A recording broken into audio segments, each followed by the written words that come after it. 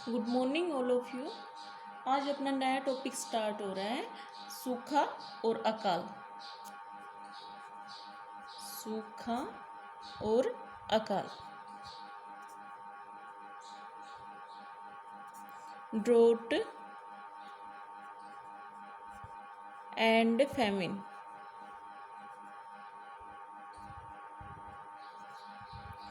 जो सूखा और अकाल है, इसके नाम से आप लोग परिचित होंगे। सूखा आप लोग जानते हो क्या है, एक प्राकृतिक आपदा है। प्राकृतिक आपदा है क्योंकि है ना, सूखा की जो स्थिति होती है ये वर्षा की कमी के कारण होती है। यानी कि कम वर्षा होना तो क्या कहलाती है, किसका परिणाम है? कम वर्षा होना सूखे का ही परिणाम होता है। और यदि जो सूखा होता है ये सामान्य हो तो वो मतलब जैसे वर्षा कम हो तो वो सूखे की स्थिति हो जाती है, और जैसे कई लंबे वर्ष तक वर्षा न होना क्या कहलाती है, अकाल की स्थिति होती है। यानी कि अकाल जो सूखा है ये कई वर्षों तक जैसे चला रहे, 6-7 वर्षों तक चला रहे, तो वो क्या कहलाता है, वो अकाल कहलाता है।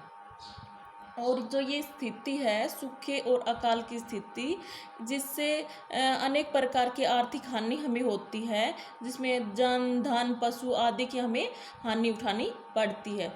और जो सूखा और अकाल नाम है ये राजस्थान के से जुड़ा हुआ है। जैसे कि है ना, राजस्थान का जो पश्चिमी क्षेत्र है यहाँ पर वर्षा बहुत कम होती रहती है, जिससे ये स्थिति यहाँ पर बनी रहती है।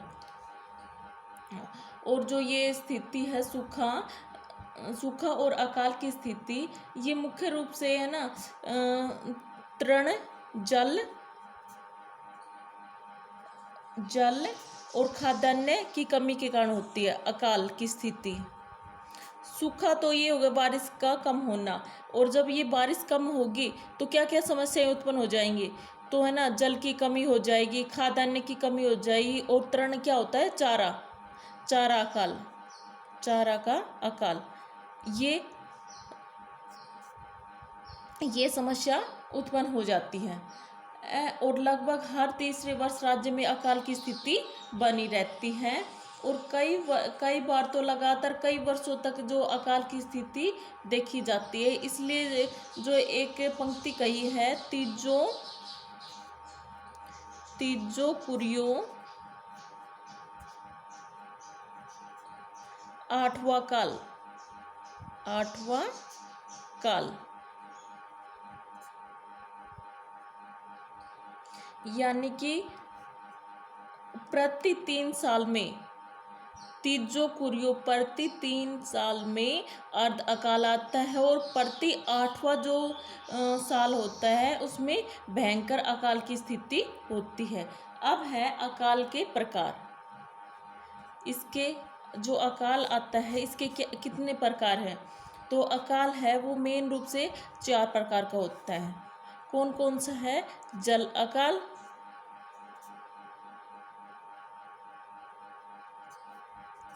सेकंड है तृण अकाल, तृण को आप कह सकते हो चारा अकाल। थर्ड है अन्न अकाल या खाद्यान्न अकाल भी कह सकते हो इसको। और फोर्थ है त्रिकाल।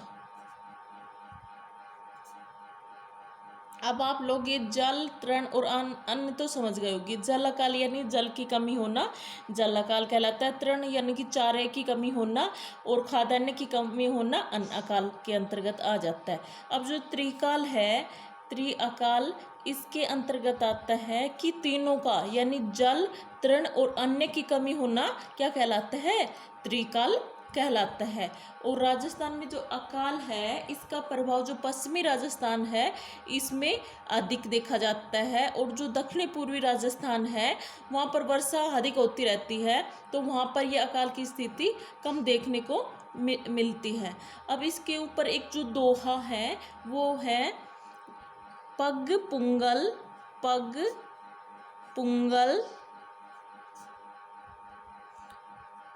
धड़ कोटड़े बाहू बाड़मेर,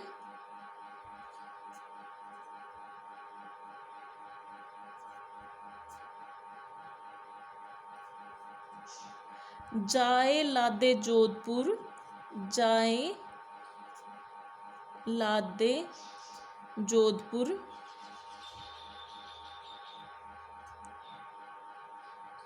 ठाओ जैसलमेर।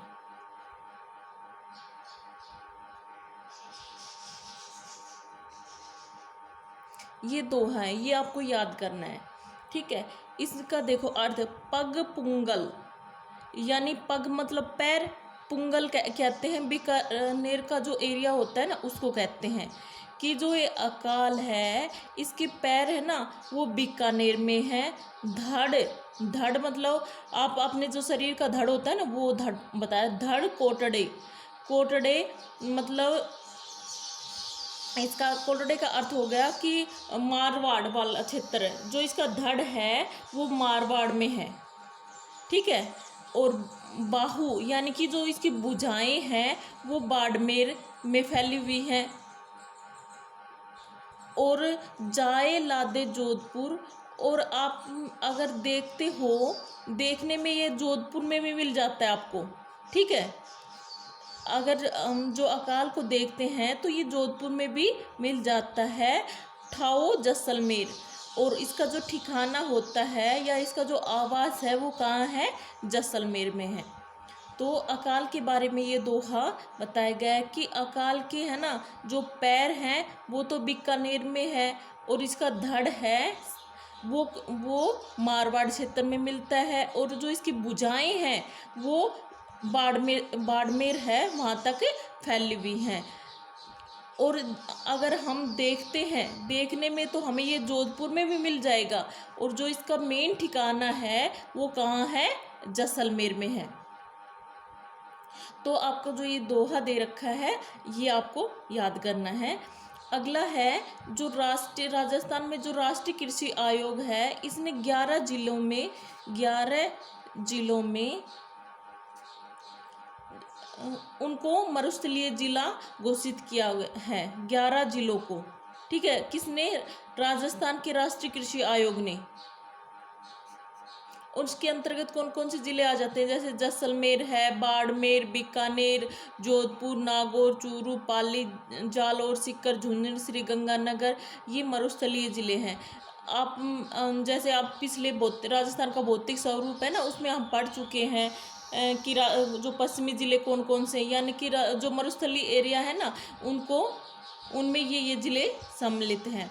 और यहाँ पर है ना जैसे वर्षा की अनियमितता, अनिश्चितता पाई जाती है, जिससे कि यहाँ पर अकाल और जो सूखा है इसकी स्थिति बनी रहती है।